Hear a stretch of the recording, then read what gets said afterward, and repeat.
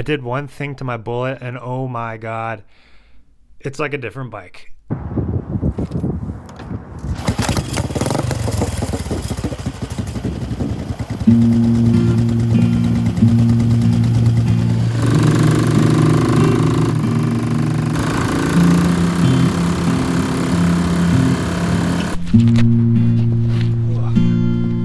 First of all, Jim Donnelly 5727, one of my subscribers, or a guy that watched my video, commented, clutch slippage. Yes, absolutely. So what I did, I took off the primary cover, I took apart the clutch, I checked my friction plates, my steel plates. They were black and blue, totally burnt up clutch. So what I ended up doing was removing the black and blue stuff with sandpaper, scuffing it up, returning it back to some sort of reasonable steel plate, original version. Didn't want to buy any, but I had fresh friction plates, so I soaked those for about 12 hours, stuck them in, turned on the bike, and then boom.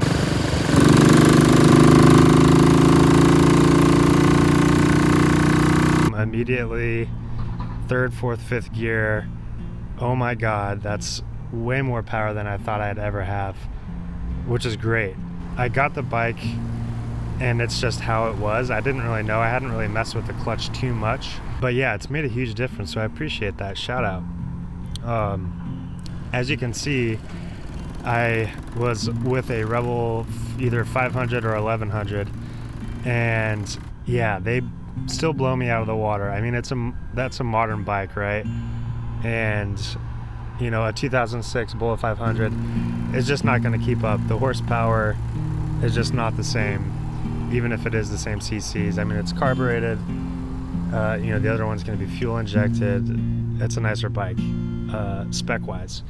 But the ability to, you know, pull a little harder at higher speeds has been amazing. And I feel less, you know, sketched out.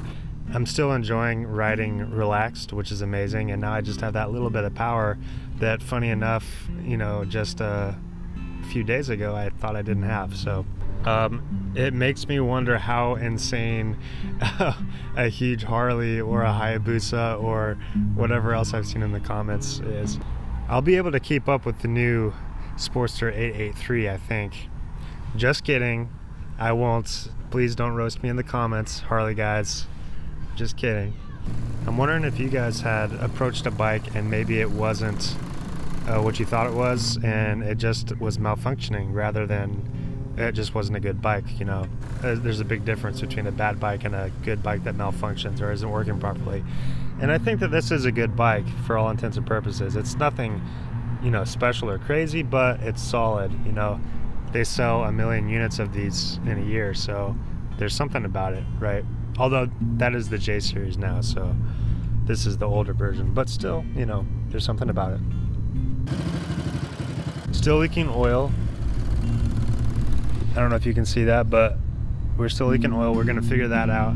I've done a couple of different things, copper crush washers, all that kind of stuff. So, but anyways, I'm wondering if you guys had ever done any stuff to your bike and then all of a sudden you had a realization and it's a better bike, you know. So yeah, let me know. I assume that's the case for choppers. Maybe if you're working on it and something just wasn't tuned exactly right and then you got it dialed in and then all of a sudden it became a new bike.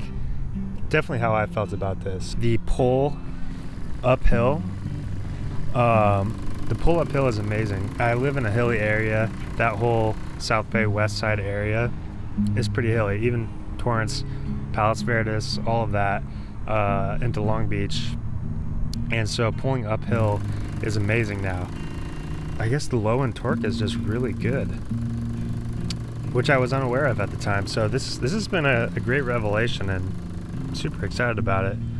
I'm also wondering what else on this bike is slightly not dialed in that could make a huge difference.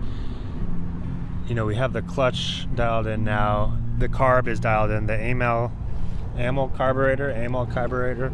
That took a hot second to do. shout out to the Lancaster company.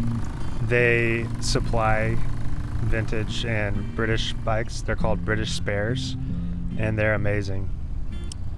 Ship pretty fast and high quality parts. Super awesome. I love those guys. Haven't spoken to them or anything. Just buying online and watching their YouTube videos. It's been cool. They're cool guys. So maybe get a more open exhaust. This is a pretty breathable air filter. High airflow air filter. Yeah, I think that's about it. Anyways, we'll see you guys soon. If you enjoyed it, give a like, give a subscribe, ring the bell, or whatever it's called, or not. But do give a comment, because I'm interested to hear what you guys are about. If you have any advice, my bike has gotten better because of you guys, and so I'd like to continue that. And if you see anything or whatever, just let me know. All right, thanks.